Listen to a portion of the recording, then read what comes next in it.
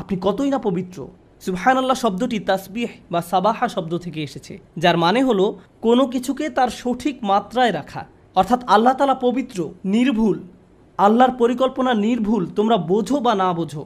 অতীতে আল্লাহ তোমার জীবনকে যেভাবে পরিচালনা করেছেন তা নিখুঁত, তুমি বোঝো বা না বোঝো, এবং ভবিষ্যতেও আল্লাহ তোমার জীবনকে যেভাবে পরিচালিত করবেন যদি তুমি বোঝো অথবা না বোঝো।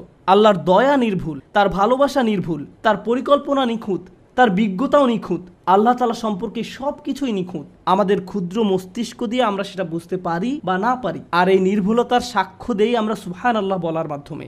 আমরা এই কথা বলার মাধ্যমে আল্লাহর পবিত্রতার ঘোষণা দিয়ে থাকি। আমরা ঘোষণা দেই যে আল্লাহর কোনো সমালোচনা করা যাবে না। আল্লাহ যাই করেন, যেটাই পরিকল্পনা করেন, আল্লাহ যা কিছুই বিশ্বের জন্য প্ল্যান করেন অথবা ব্যক্তি আমার জন্য আল্লাহ যা কিছুই পরিকল্পনা করেন, সমালোচনা করা যাবে না। একমাত্র যার সমালোচনা করা যাবে সে হলো আমি নিজে, আল্লাহ নন। তাই ফেরেশতারা ভয় পেয়ে গেল যে আল্লাহকে প্রশ্ন করতে গিয়ে তারা হয়তো সমালোচক হয়ে পড়েছিল। যদিও তারা সমালোচক ছিল না, তারা শুধু ব্যাপারটি বুঝতে পারেনি। তাই তারা ভয় পেয়ে বলে উঠল, সুবহানাক, সুবহানাক। খারাপ সময় যেমন সব সময়ের জন্য নয়, একইভাবে ভালো সময়ও সব সময়ের জন্য নয়। একমাত্র আল্লাহ সুবহানাহু ওয়া তাআলা সব সময়ের জন্য। তাই কঠিন সময়েও আল্লাহর পরিপূর্ণতার কথা মনে রাখুন, আবার ভালো সময়েও আল্লাহর পরিপূর্ণতার কথা মনে রাখুন। নিজেকে স্মরণ করিয়ে দিন, আপনি এখানে সহজ একটি সময় পার করার জন্য আসেননি। সব কিছু সব সময় একই রকম থাকবে না। আপনার জীবনের কোনো কিছুর পরিবর্তন ঘটলে শয়তান চায় আপনি যেন আল্লাহর সিদ্ধান্তের বিরুদ্ধে প্রশ্ন তুলেন, যেভাবে সে প্রশ্ন তুলেছিল।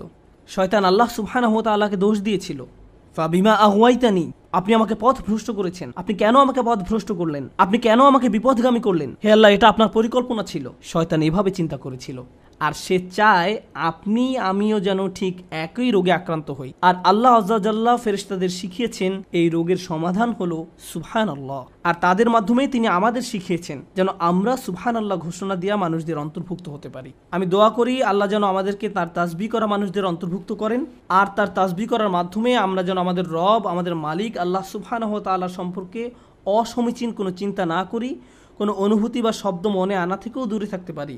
সুবহানাল্লাহ।